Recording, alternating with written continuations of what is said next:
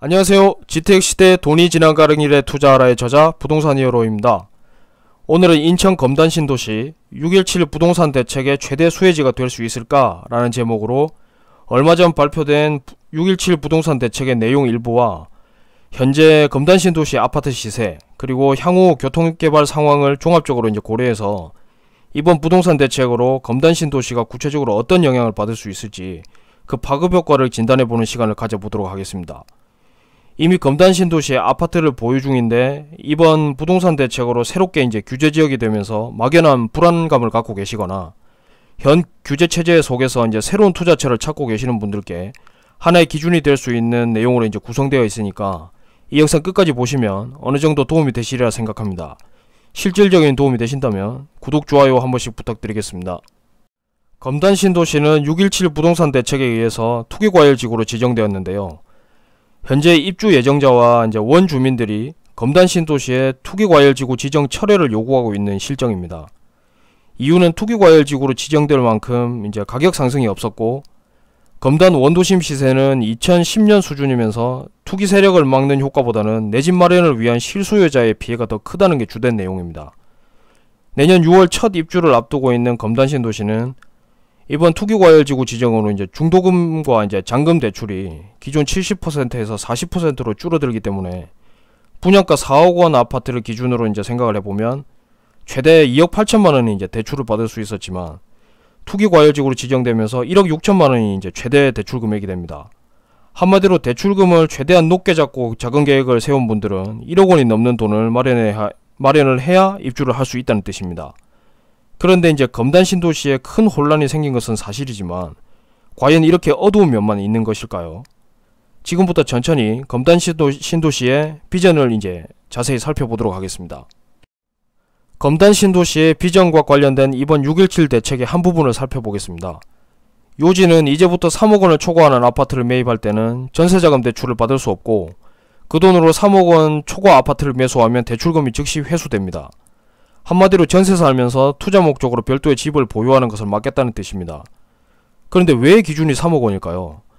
KB주택가격 동향을 보면 전국 아파트 평균 매매가격은 약 3억 9천만원인데 전국 아파트 평균 가격이 3억원대라는 점을 고려해서 정해진 것으로 알려져 있습니다. 이렇게 평균치를 적용하다 보니까 서울 강남의 10분의 1 정도밖에 되지 않는 검단 원당지구도 졸지에 투기과열지구가 된 것이죠. 그럼 여기서 상식선에서 한번 생각을 해보겠습니다.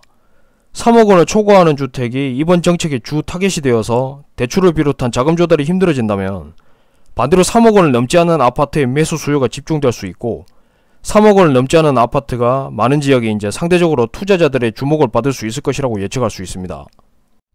물론 3억원이 안되는 아파트가 많은 지역이라고 하더라도 무조건 이번 6.17 대책의 집중 수혜를 받지는 못할 겁니다. 그렇다면 검단은 어떤 6.17 대책의 풍선 효과를 기대할 수 있을까요? 앞서 풍선 효과를 경험한 지역들의 특징과 공통점을 살펴보겠습니다. 첫 번째로 구리시의 사례인데요.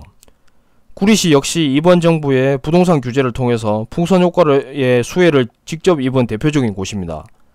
지금 보시는 표는 구리시 소재의 한 역세권 아파트와 비역세권 아파트의 최근 3년간 가격 변동 추이를 본 것입니다. 표를 보시면 어느 정도 세대수를 갖추고 있으면서 8호선 연장 역세권 범위 내에 들어오는 인창 이편한 세상 2차는 실거래가 기준으로 최근 3년간 약 3억원이 상승했지만 비역세권의 세대수가 적은 교문 금호 어울림은 같은 기간 동안의 상승폭이 약 7, 8천만원 정도인 것을 알 수 있습니다. 이번에는 수원시의 사례를 보겠습니다. 수원시 역시 이번 정부의 부동산 규제를 통해서 풍선 효과의 수혜를 입은 대표적인 곳인데요. 지금 보시는 표는 신분당선 연장 사업 확정으로 새롭게 역세권 아파트가 되는 한 아파트와 기존 1호선 역세권 아파트의 최근 3년간 가격 변동 추이를 본 것입니다. 표를 보시면 서울 접근성이 뛰어난 고속전철인 신분당선 역세권 범위 내에 들어오는 화서주공 4단지는 실거래가 기준으로 최근 3년간 약 2억원이 상승했지만 기존 1호선 성균관대역 역세권 아파트인 천천레미안은 같은 기간 동안의 상승폭은 약 4천만원 정도인 것을 알 수 있습니다. 참고로 화서주공 4단지와 천천레미안은 불과 2km 정도의 거리밖에 되지 않음에도 이 정도의 차이가 납니다. 그리고 마지막으로 안산시의 사례를 보겠습니다. 안산시 역시 이번 정부의 부동산 규제를 통해서 풍선효과를 수혜를 입으면서 지역 내 편차도 큰 편인데요. 지금 보시는 표에서 보시는 두 아파트는 공교롭게도 이제 브랜드도 동일하고 준공연도 또한 2003년으로 동일합니다. 물론 세대수도 비슷하고요. 그런데 표를 자세히 보시면 고잔역과 중앙역은 딱 한 정거장 차이인데 신안산선 역사가 새로 들어오는 중앙역 역세권 아파트인 푸르지오 3차는 단기간에 1억 원 이상이 이제 급등한 반면에 기존 4호선 고잔역 역세권 아파트인 푸르지오 5차는 상대적으로 상승폭이 월등히 적은 것을 알 수 있습니다. 아파트 단지의 기본 스펙이 거의 동일하더라도 신안산선의 역세권이냐 기존 4호선의 역세권이냐는 엄청난 차이가 있음을 알 수 있습니다. 안산은 하나의 사례를 더 보겠습니다. 지금 보시는 표는 신안산선 동일 신설역의 이제 역세권 범위 내에 들어오는 두 개의 아파트 단지를 비교한 것입니다. 왼쪽에 보시는 안산 레이크타운 푸르지오가 오른쪽 안산 푸르지오 1차보다 역에서 조금 더 가깝기는 하지만 그래도 두 단지 모두 역과 300m 이내로 들어오는 초역세권 단지이고 1000세대 이상의 대단지입니다. 표를 보시면 2016년에 준공한 레이크타운 푸르지오는 최근에 1, 2개월 사이에 이제 1억 5천만원 이상 이제 급등한 것을 알 수 있습니다. 그런데 2001년에 준공한 푸르지오 1차는 상대적으로 별다른 큰 상승을 경험하지 못했습니다. 오른쪽 푸르지오 1차는 비록 레이크타운에 비해서는 구축이긴 하지만 그래도 크게 오래된 아파트가 아님에도 불구하고 신축에 비해서 신안산선 개발 호재의 영향을 거의 받지 못하고 있다고 볼 수 있습니다. 앞에서 보여드린 사례를 보면서 어떤 공통점이 있는지 발견하셨나요? 지금까지 풍선효과를 경험한 지역의 공통점을 알면 앞으로도 어느 지역에 이제 투자 자금이 집중될 것을 예상할 수 있고 미리 대비도 할 수 있는 기준도 생깁니다. 앞서 설명드린 내용을 통해서 이제 공통점을 정리해보면 투자 자금이 집중되어서 풍선효과를 경험할 지역은 반드시 서울 접근성이 좋은 신설 역세권 아파트여야 한다는 것입니다. 기존에 서울과 연결되는 노선이 있는데도 서울 중심지로 접근하는데 1시간 이상이 훌쩍 넘게 걸린다든지 인천 지하철처럼 지역 내에서 이동하거나 아니면 이제 배차 간격이 촘촘해서 빈번하게 운행되는 이제 본선이 아니라 격가지로 뻗어나온 지선의 역세권 아파트는 풍선효과 또한 미미한 수준에서 그치게 됩니다. 그리고 같은 신설 역세권 범위 내에 있는 아파트라도 가급적이면 상대적으로 신축에 가까운 아파트를 선택해야 투자자금 대비 더 큰 효율을 올릴 수 있다고 정리할 수 있겠습니다. 그럼 이제 검단 신도시가 투기과열지구로 지정되었음에도 앞으로 더 큰 투자 가치가 있는 이유를 살펴보겠습니다. 첫 번째는 검단 신도시 중심에 이미 조성된 원당지구 아파트 가격대가 거의 대부분 3억 원을 넘지 않는 선에서 형성되어 있다는 점입니다.